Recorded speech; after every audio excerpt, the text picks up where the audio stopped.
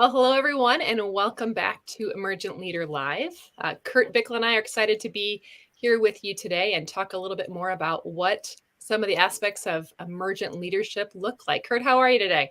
I'm blessed. I'm blessed and glad to have this opportunity to once again reconnect. It's been a while since we've It done one. has it has been a while. It has been a while. One of the things we're excited about this morning is we'll be joined by Tim Kurth of LCEF, and Kurt will share with you a little bit more about him in just a bit. But part of the conversation that we want to have today, as you may have seen, is really about how do we help boards be built for better so that we can really see some organizational effectiveness. All of us, no matter what seat we sit in as leaders, we'll find ourselves connecting with boards or committees. And so finding ways to really make those function well. Tim's got some really great insights about that to share with us. And before Kurt welcomes him and tells you a bit more about Tim, what I would like to do is just invite you, if you're joining us live today, we'd love to hear from you. If you've got comments along the way or questions for Kurt or Tim or myself, go ahead and put those in the comment section right there on Facebook Live or YouTube Live, if that's where you're watching. And we would love to kind of interact with you along the way. So join the conversation and be a part of it. Kurt, would you welcome our guest today for us? Yeah, I'll be glad to do that. A while back, we had a conference here in Orlando, Education Administrators Conference, and I bumped into Tim. It had been a long time since we connected as DCEs back in the day, but we had a wonderful conversation about governance and about working with boards. And I discovered that Tim is really heavily involved in that. Not only is he's a vice president at Lutheran Church Extension Fund, where he is a coach and a consultant and a mentor for congregations and other organizations. He also spends a lot of time working with governance and with boards. And we discovered that he's a part of a group called Government Systems, Government Effectiveness for Impact. And he's also, we just found out he's working internationally with South Africa and Kenya, and just a wonderful opportunity to have Tim on the line today, so we could have a conversation about better functioning for boards. Welcome, Tim. Thanks, Kurt. It's great to be on with you and privileged to join you today and excited to talk about governance, which makes me odd, I guess. But yeah, who knew when we were young DC youth workers that we'd care this much about what's in the bylaws, right? Right. Although I'll say on that point, what drove me to governance and finding out about governance recently was my frustration as a DCE watching church councils gather and really smart people. I used to say, why do all these smart people walk into a church council room and their brains fall out of their heads? Yeah. And I had no idea it was about a model, right? It was a structure. It wasn't the people, Yeah. We look at effectiveness in organization and sometimes we don't think about they're actually structured in a way that doesn't allow them to be effective. We have a phrase, a lesson I use, we learned it from somewhere, but it says organizations are perfectly structured to get what they're getting. Exactly right. Yeah. So if you want to get more, you gotta look at the structure. And from the basics of this, Les and I talk about, Les Stroh, my partner, we talk about looking at the system where everything is connected, but that it's helpful to discern what are the different roles and to kind of divide that. Everything's connected like the water in a swimming pool, but sometimes it's helpful to have those lanes so that you know your role and your purpose. And so we look at the organization having leadership and operations, governance and management, ends and means. And I know that's how you guide your process as well. It's we were up at Bemidji, Minnesota, and we were up in one of those fire towers, and we were able to see the Continental Divide. Yeah.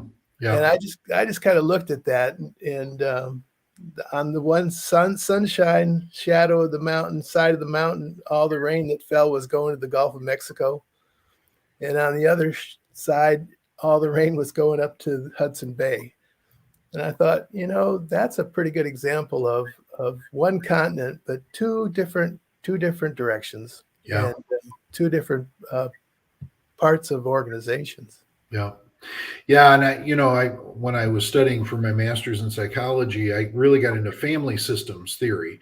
And so just writ more broadly, the whole idea of a system, there is a system, there is an interplay, there is an interconnectedness. And I love the idea of the pool or the continental divide. And really in governance, I talk about 3 swim lanes, right? And if you've ever been to the pool at the YMCA or at your health club, there are people who are religious about getting in there every day and swimming in their lane. And then there are people who just show up and sort of splash around in the pool like, this is a pool, I can go wherever I want. And the people who understand swim lanes get really annoyed with people who are like cutting back and forth across the lane with no regard for the lanes. And in governance, we can really think about that, right? We think about the 3 swim lanes. There's ownership. And in governance, we talk about legal ownership. So certainly I work all with RSOs in the Missouri Synod. So schools, camps, retirement homes, retreat centers, all those kinds of ministries. And one of the things that we don't, I think, always do enough thinking about is ownership. Who owns us? Yes, legally, if you're a high school, you have an association. The association churches technically legally own you. But in governance, we think more broadly about moral ownership, like whose life would be detrimentally impacted if you went away, right? So who are your owners? Constituents can be owners, but not all owners are constituents, and not all constituents are owners, right? Right. So the ownership lane. Then there's the governance lane, which sits in the middle, and then there's the operational lane. You talk about means. And if you understand that the board sits at that intersection between owners and operations, they need to know what the owners want the organization to exist for. And then they need to delegate operational excellence to the operational people through the CEO. And when you get that clear definition of those 3 lanes, then you can tell who's violating that lane. When is an owner coming in and trying to insert themselves into governance inappropriately? When is a governance board member inappropriately inserting themselves into ownership or into operations, right? And having operational conversations. And in the frustration you and I have both felt in ministries and in broader nonprofit world is a board that I think a board's important. Because it's a board, it's got a title, that's important. And truly it is, because the only 2 things that exist as long as the organization exists is the organization and the board. People come and go, but the board always exists. So that board, I'm on a board, that must be important. Well, what's important about an organization? Well, getting operations done. Okay, so let's talk about budgets and how much we spent on toilet paper last month and, what employees are doing their job and which aren't. Well, that's all operational detail. And you can't do anything about that as a board. You really, on a day-to-day management level, you can't. If you're trying to stick your fingers in operations. So now I'm just frustrated because I say a lot of stuff at a board meeting I think is important. Then I come back the next month and none of what I said got done. So obviously you're not paying attention to me. So why am I on a board? Anyway, if you understand that a board speaks with one voice. So as a board member, I can never speak with the authority as if on behalf of the board. The board speaks only in writing. So if the board as an entity hasn't discussed everything they want to happen, and then they haven't spoken. If they haven't written it down, and when you write, because you've written books and I've written, when you write, you go back and go, did I say that right? Is that what I want to say? Am I really clear there? And then you edit and you write again. And when it's done and you're ready to present it, you go, this is really what I want to say. So it's not off the cuff. So board speaks only in writing. And then the board only has one employee. And that one employee is the CEO, to which they delegate authority for operational excellence. So those kind of 3 key understandings of board start to shape how you should function as a board. Yeah, that's really clear.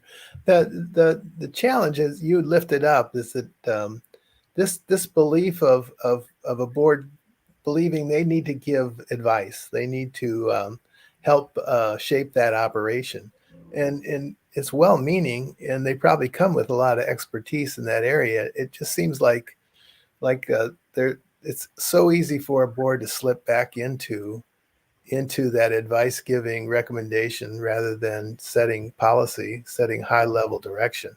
Yes. Well, and that's a really good distinction, because what happens when boards move to governance, and they don't understand that when they move to policy governance, they will move. And once they've done it, you'll have board. And I've actually had this with organizations where the CEO or the director will go to the board or a board member and say, "Hey, could you help me with this?" And they're like, "We're policy governance. I can't talk to you. I'm just an individual." That's a complete misunderstanding. I talk about hats. When I have my board member hat on, I can't speak as if for the board. I can't speak with any authority whatsoever. And if it's not in writing, the board hasn't said it, right? So if I'm the CEO and the board wants to bring up a topic, I can rightly say, "Show me where that's in writing." And I'm not being contentious. I'm just saying, where have you spoken that? Yeah, Well, it's not in writing.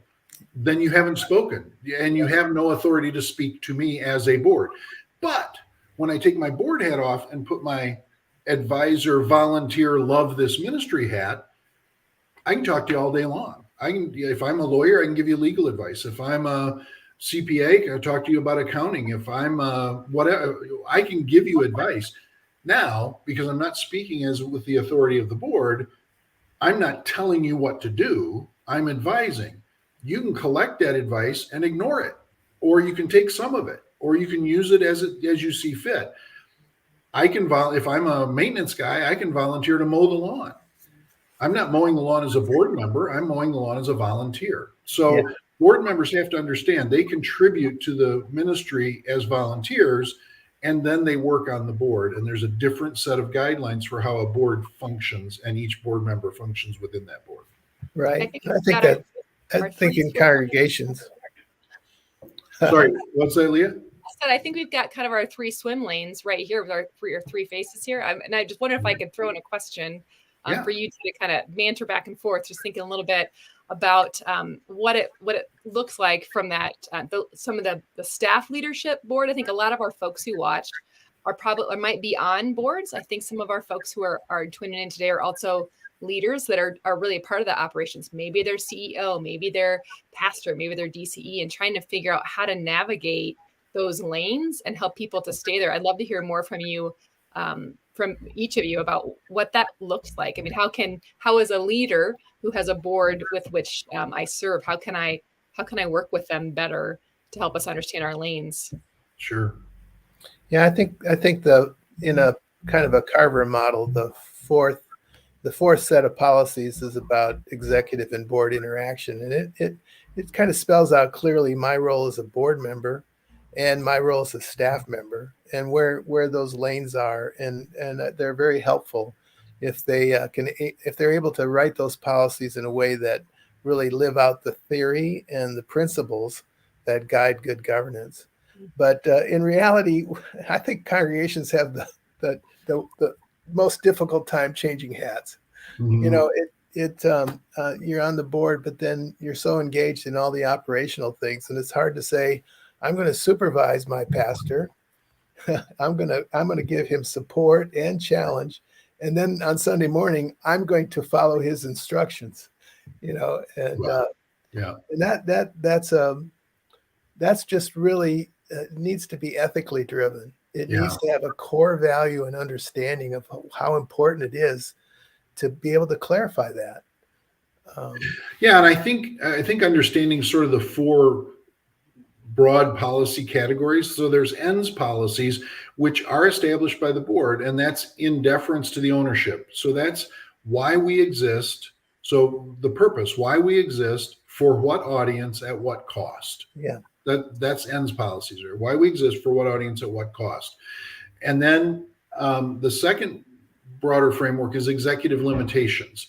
So now as a board, and these are the only ones that are proscriptive, not prescriptive. In other words, you shall not spend more money than the organization has. You shall not act in a way that's unethical, immoral, anti-biblical, however you want to phrase that, right? Broader policies. But those limitations, if I haven't said in writing what you can't do, then anything I've said you can't do, you can do. That's the playing field in which you get to roam to achieve the ends, right?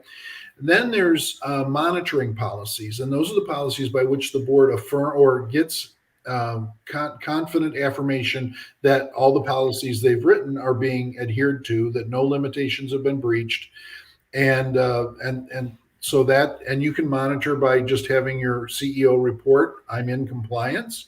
You can have a committee of the board that goes and examines, does an internal examination of stuff. You can have an external audit. Mostly with financial stuff, having an external audit is one other monitoring policy. But that's just a check on to make sure that nothing's been breached. And if it has, then you implement a policy or you implement a remediation. But it's all very clear. And then the third one, or the fourth one, is how the board talks to itself. That's where a strong board chair is so important. What we call a chief governing officer, right? Who says to the board, that's not going on the agenda because that's operational conversation. We don't talk about operations, right? And then the other thing that the board does is owner linkage. So having a very intentional process throughout the course of the year to check in with owners. That can be town hall meetings, that can be surveys, that can be visits. However they decide, we want to hear from the owners.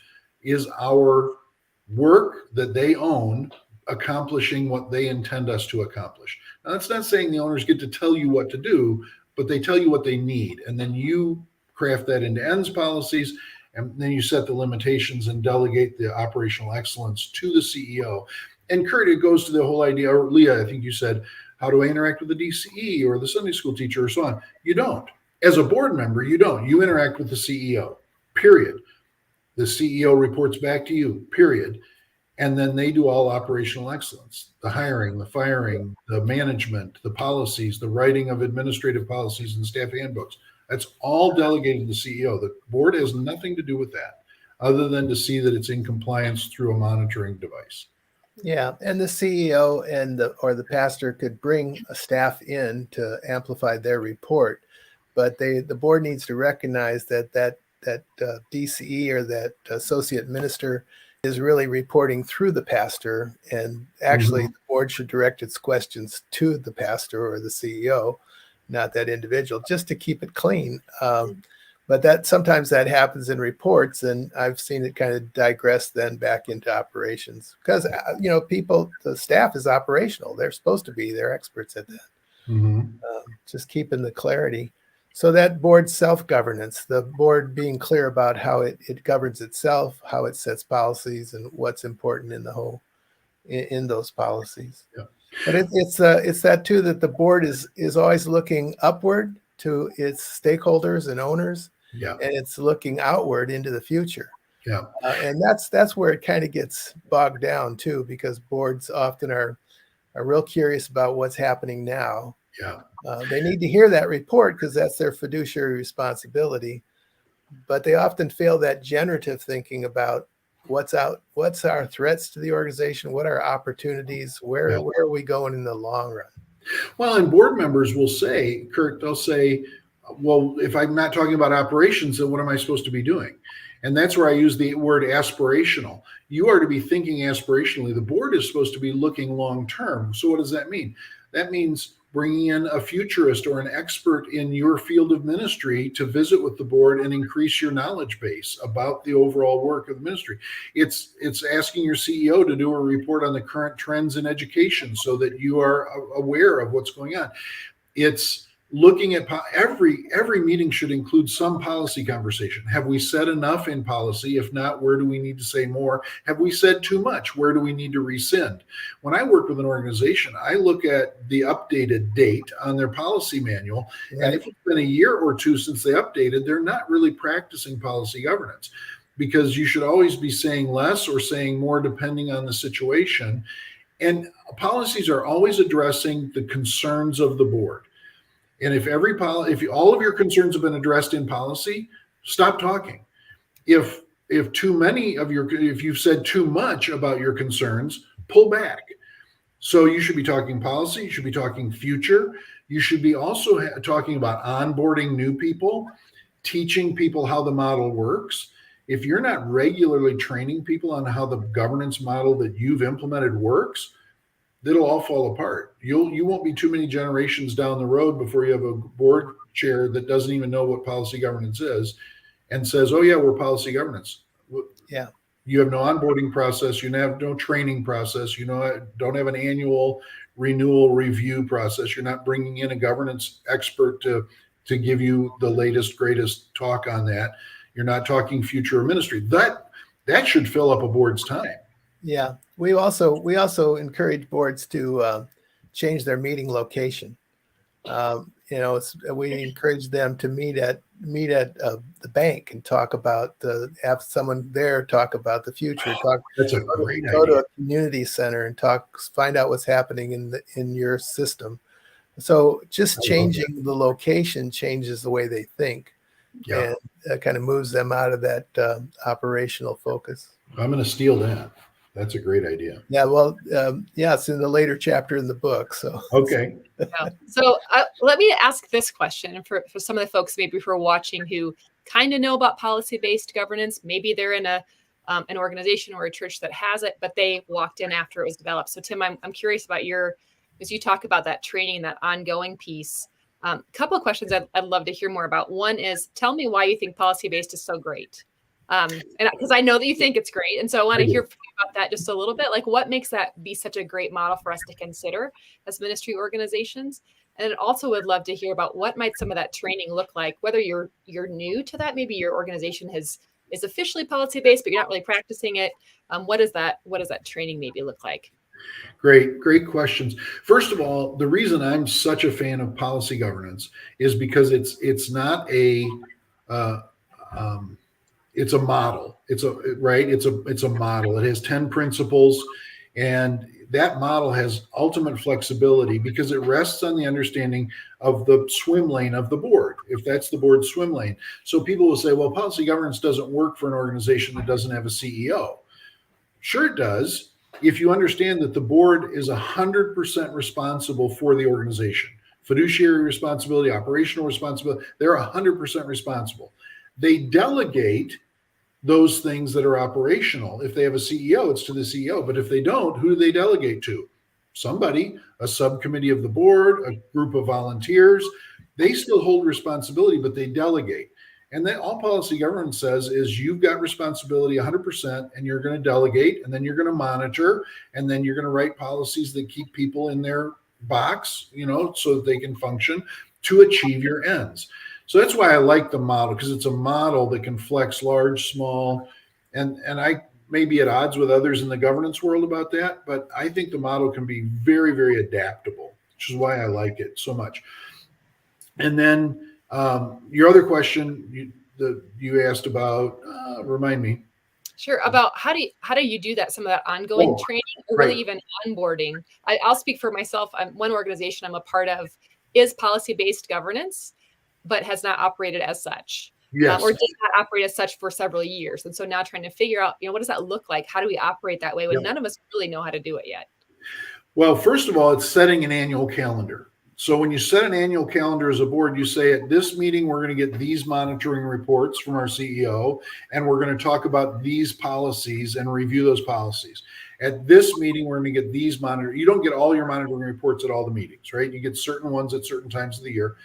And then you say, and this time of the year, we're going to have our annual retreat, and we're going to bring in like a Jim Galvin, right? James Galvin is one of the recognized guys in the Missouri Synod as a policy governance expert, right? He's helped a lot of organizations move to that. So we're going to have Jim come in as a guest speaker, and he's going to talk specifically about this kinds of, executive limitation policies and why they're important, or going to talk more broadly about the 4 types of policies, whatever. So for example, I'm speaking in July to an Ohio District Principals Conference, and I'm going to have like 4 hours to talk about governance. And I'm going to talk about the swim lanes. I'm going to talk about the purpose of governance. So that's helping principals understand so they can go back to their schools. And in my role at LCEF as vice president, I coach governance. So bring me in, right? Have me come and spend 2 hours at your annual retreat, giving a refresher on policy governance, how it works. have me look at your policies and make some comments on, is this one still effective? Are you still doing that? This one appears to be older and not in, not related to what you're doing right now. So there's a lot of ways to bring Kurt in, and Cornerstone. There are people out there who are experts in this. Find them and make an investment in having them keep you up to speed. So education should always be a part of it. And in the onboarding process, you need to have a set of books on governance that you assign. You're new to the board. Here are the books that help us understand how we run governance. Read these, and we'll be talking about it at our next meeting as part of your onboarding. Or the board chair is going to take you out to lunch and talk you through some of that. Be intentional. Just be intentional. Policy governance doesn't work if you're not intentional about it. Yeah. Yeah, and orientation is really important. The selection of board, you talked about recruitment, that's critical. So you're already talking to them about how this board is different from other boards they might have served on. Yeah. And finding out their capacity or their interest in actually being more of a high level. Yeah. My quick answer to why this is better, and at one point, when we started, Les Stroh and I started writing the book, we wanted to look at various forms of governance. And we ended up just saying, you know what, we think this is the best one.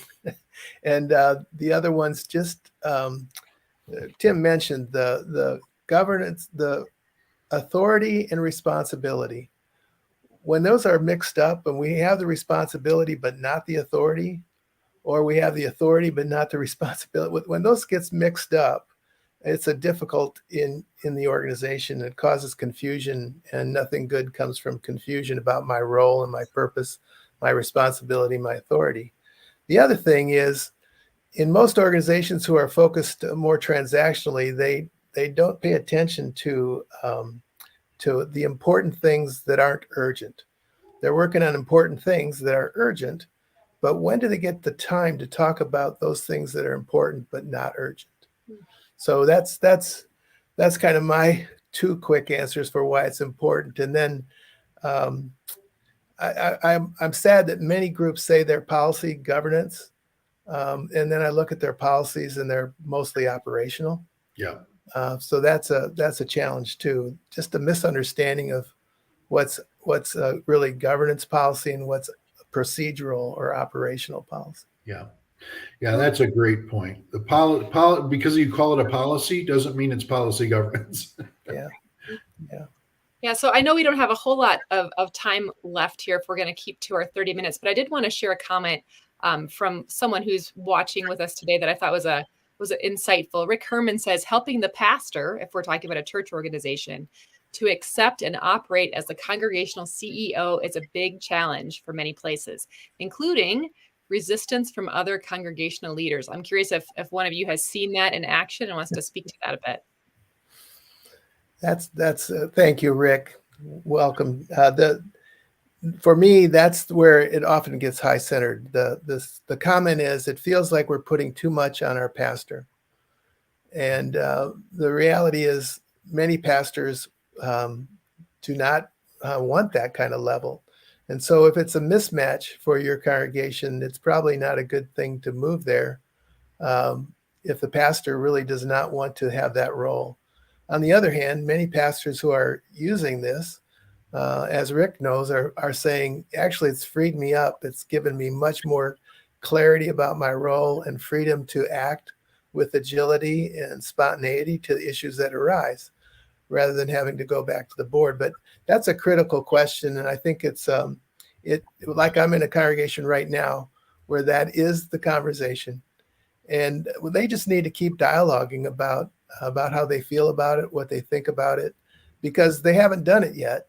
And it's wise to resist something you don't know until you learn it and have heard from everybody. So we're really engaged now in the dialogue process so that people can hear what the real issues are and hear each other.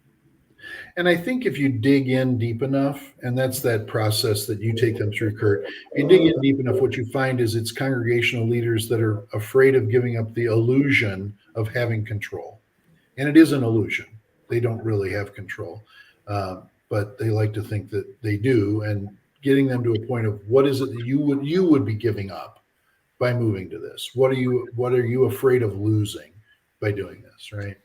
Yeah. And that's a process that not everybody can survive. Yeah, and if they looked at the executive or pastoral limitations, they'd say there's a lot of boundaries here that help us to continue to oversee in the role of a lay person. Mm-hmm. So kind of that balance. We Lutherans kind of want to keep it in balance. Clergy or lay people or clergy. You got the Roman or the Baptist. I think we Lutherans get the fact that it needs to be in tension. There's a role for the body of Christ, and there's a role for the called servant. Yeah. And how do we live with that tension and find support and encouragement and supervision of each other? Yeah. It's a good point. Well, gentlemen, we could probably talk for a couple more hours. I think about all this kind of stuff. If you would like to connect with one of these gentlemen and talk a bit more about such things, I'm going to put a couple of pieces of information up for you here. Tim, as we mentioned, is with LCEF Ministry Solutions, and you can reach him at the email that I have here. Tim, what do you got on the horizon as you're kind of looking forward these next year or so? Oh gosh, the next year or so. Well, like I said, I'm speaking at the Principals Conference in Ohio about governance. I'm working with a couple of camps on governance issues right now across the Synod. I actually have it, and I haven't said this out loud to anybody yet, but I'm going to be working on writing a guide for governance that'll kind of undergird the work that I'm doing. I did something similar several years ago for development and donor relations. That is the key to my donor development coaching that I do. It's time to write one for governance, even just 20 pages of core basics on this. So, and I could talk governance for days, not just hours, Leah. I'm one of those really nerdy guys. I love governance conversations. So hope to have a lot of those over the next couple of years. Well, I'm going to send the people who want to talk to me about it to you, Tim. Okay. Please do. I would love it. Awesome. Well, we'll be looking for that resource as you develop that. Again, if you want to get a hold of Tim, you can reach him here. And Kurt, as well, has so much to share and so much experience around governance and how that helps our organizations be more effective and our leaders to be stronger. Kurt, what are you looking at in these next months ahead? Well, we're involved in several organizations doing more strategic planning and actually working in operational stuff, setting goals and objectives, those kinds of things. Several systems, both religious and the private sector. But also, just wanted to say we're retooling the Emergent Leader and looking forward to kind of Emergent Leader 2.0. And want everybody to know we're not going away. In fact, we're retooling, bringing some new trainers on board, and looking forward to how God's going to use us to advance the church and help people discover their skills and how they can apply it to their mission and ministry, both lay people and clergy and professional church workers. Awesome. Well, thank you both so much for your time. And know too, folks that are watching, I will share a couple links in the YouTube comments as well as in Facebook about the books that we shared, and the book that Kurt mentioned earlier about how you can get a hold of Tim. I'd like to connect with him. And thank you so much just for being a part of the conversation today. And just pray for you all as you continue to grow as leaders in all the ways that God has sent you. Tim, thank you for your time and being with us today. And Kurt, as always, it's always a pleasure. Thank you, Tim. You're welcome. Thanks, Kurt. This was great, Tim. Thank you so much. Great fun. Thank you.